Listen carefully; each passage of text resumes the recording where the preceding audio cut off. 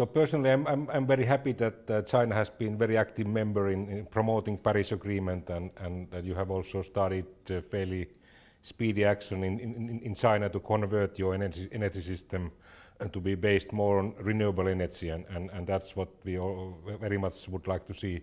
And for China, it's important that you get rid of fossil fuel fired power production, and there's also a chance to convert the transport system to be more based on electric vehicles and also on biking and even walking and public transportation. And also the diet, what people are eating, that's an important component there. And if there's a chance to convert the diet to be more vegetarian, for example, that's a way to reduce emissions. But all in all, I'm most happy to see that China is now a very responsible member of Paris Agreement, and what President Xi has said, for example, when he was here in January, and also what he said during this Belt and Road Summit in Beijing in May. That's very encouraging that you are very serious with your commitments and how you are promoting renewable energy, for example. That's great to me, and in total, globally, we should speed up the process if we are serious with this 2-degree target. All of the countries should be more ambitious in their emission reduction, including also China.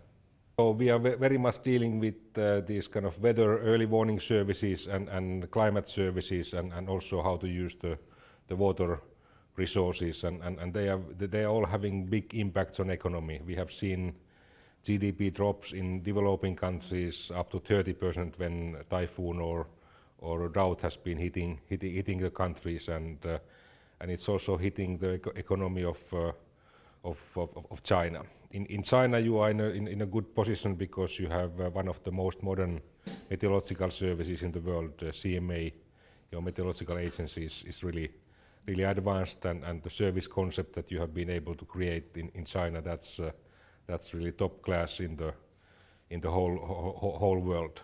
And how your various organizations in the country are cooperating in case of disaster hits China, or if there's a case of poor air quality, that's an example for the rest of the world.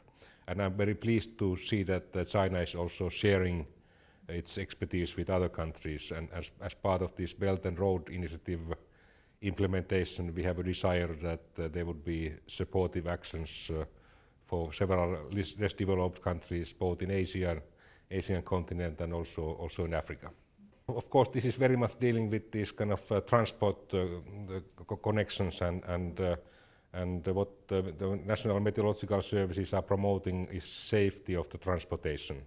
You cannot fly without having these meteorological services, and again, in several less developed countries, there's a need to improve the quality of those services and sometimes also quantity of those services. So it's flight connections, it's safe maritime transportation, and there's also now growing interest to use those Arctic shipping routes, and there you need specific ice-breaking services and safety services, which are a little bit unique globally. And also in road transportation, for example, snow and ice, they are causing problems. So we can enhance the safety and also economy of all means of transportation by building better early warning services and this kind of safety services.